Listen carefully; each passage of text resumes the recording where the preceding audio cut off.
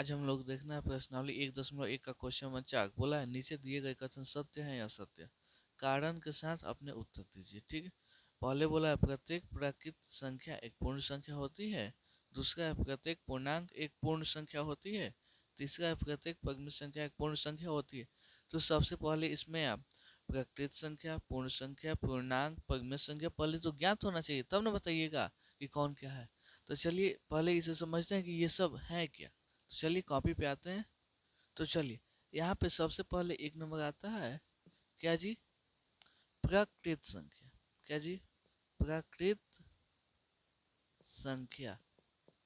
तो सबसे पहले आपको प्राकृत संख्या कहाँ से स्टार्ट होता है जी, एक से स्टार्ट होगा, 1 2 3 4 ऐसे ऐसे कहाँ तक, अनंत तक जाता है, यानी इन्फिनिटी तक जाता है। ठीक है, उसके बाद से आता है क्या जी, पूर्ण संख्या।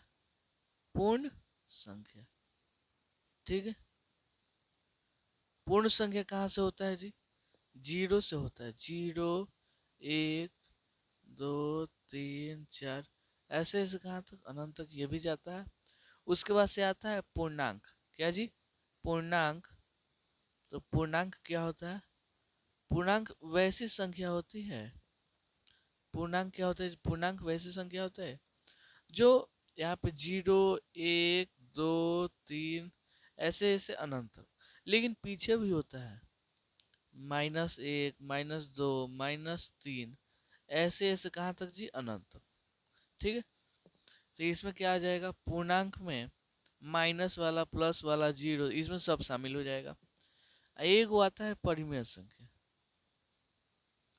परिमेय संख्या, तो परिमेय संख्या में होता क्या है, होता यही है कि ये कोई पूर्णांक होगा और जिसे बाटा में भी लिखा जा सके। क्या जी, जैसे मान लीजिए यहाँ पे है 10, तो यहाँ पे बटा 15 लिख सकते हैं, क्यों नहीं लिख सकते। यहाँ पे -2/5 ये सब लिख सकते हैं ना। जिसका कोई वैल्यू काट छाट के पॉइंटों में आए, लेकिन आए, उसको क्या बोलते हैं जी, परिमेय संख्या। परिमेय संख्या को इसका फॉर्मूला होता है P/Q, और जहाँ पे Q Q यानी नीचे कभी भी 0 नहीं होना चाहिए, बस यही है। ठीक है, तो इतना समझ में आया। अगर इतना समझ में आएगा, आ गया है, तो इस सब क्वेश्चन में कोई दिक्कत नहीं होगी। चलिए देखते हैं। चलिए अब यहाँ पे क्या बोला है जी, प्रत्येक प्राकृत संख्या एक पूर्ण संख्या होता है। तो देखिए प्राकृत संख्या कहाँ से स्टार्ट होगा जी, 1 2 3 ऐसे ऐसे बोले थे। अपूर्ण संख्या क्या होता है जी, 0 से स्टार्ट होता है। ठीक, ये कहाँ तक जाएगा, अनंत तक जाएगा। तो बोला है माने प्रत्येक प्राकृत संख्या, यानी कौनो प्राकृत संख्या, जैसे ये क्या होगा, पूर्ण संख्या होगा। तो हाँ, क्योंकि पूर्ण संख्या में ये जो संख्या वो शामिल है। जैसे एक को देख लीजिए, एक क्या पूर्ण संख्या होगा, हाँ, क्योंकि पूर्ण संख्या में एक शामिल है। तो बोला है सत्य या असत्य चूज करने के लिए। ठीक है, तो हो जाएगा सत्य होगा, सत्य, क्योंकि क्योंकि प्राकृत संख्याएं क्योंकि प्राकृत संख्याएं संख्याएं संख्याएं पूर्ण संख्या में सम्मिलित है। क्या है जी, पूर्ण संख्या में, लिखिए शामिल है या सम्मिलित है, तो लिखते हैं शामिल है। ठीक, बस यही क्या हो जाएगा जी, आंसर हो जाएगा, सत्य होगा। क्यों, क्योंकि जो प्राकृत संख्या वो पूर्ण संख्या में भी है, यानी पूर्ण संख्या में ये क्या है जी, प्राकृत संख्या शामिल है। अब आते हैं 2 नंबर। बोला है प्रत्येक पूर्णांक एक पूर्ण संख्या होगा, यानी कौनो पूर्णांक को उठाइए, का वो पूर्ण संख्या हो जाएगा। जैसे इसको -5 को उठाते हैं, का ये पूर्ण संख्या होगा, नहीं।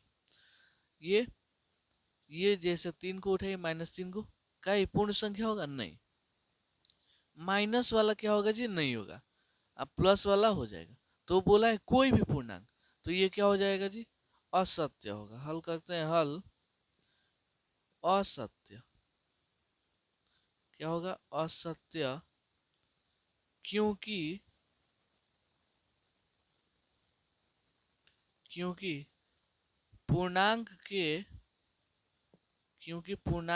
के ऋणायन संख्याएं, क्या जी, ऋणायन संख्याएं यानी जो निगेटिव है, माइनस वाला है, संख्याएं पूर्ण संख्या में शामिल नहीं होती है। ऋणायन संख्याएं पूर्ण संख्याएं में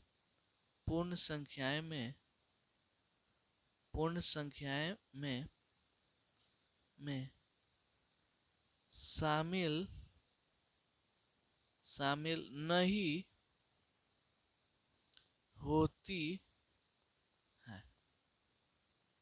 ठीक है, समझ में आया क्यों नहीं होता है? क्योंकि जो पूर्णांक में ऋणायन है, पॉजिटिव यानी धनायन वाला तो हो जाएगा, लेकिन जो निगेटिव वाला है वो क्या होगा जी, पूर्ण संख्या में शामिल नहीं होगा। ठीक है, अब यहाँ पे आते हैं हल। ये क्या बोले हैं जी, प्रत्येक परिमेय संख्या का पूर्ण संख्या होगा। तो इसमें देखिए यहाँ पे, जैसे मान लीजिए ये परिमेय संख्या 1/2 परिमेय संख्या है, लेकिन क्या पूर्ण संख्या है? नहीं है। जैसे 5/11 को ले लीजिए, ये परिमेय संख्या है लेकिन पूर्ण संख्या नहीं है। तो लिखिएगा असत्य,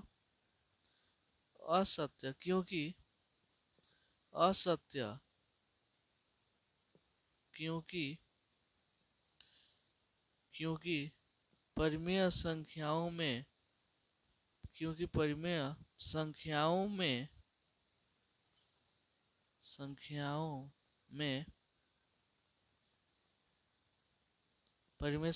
में ऋणात्मक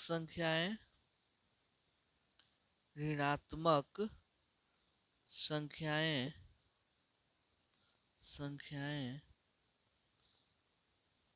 और भिन्न, क्या जी, भिन्न यानी यही जो बाटा में होता है उसको बोलते हैं, और भिन्न संख्याएं भी शामिल है। ठीक है, समझ में आया क्यों नहीं होगा?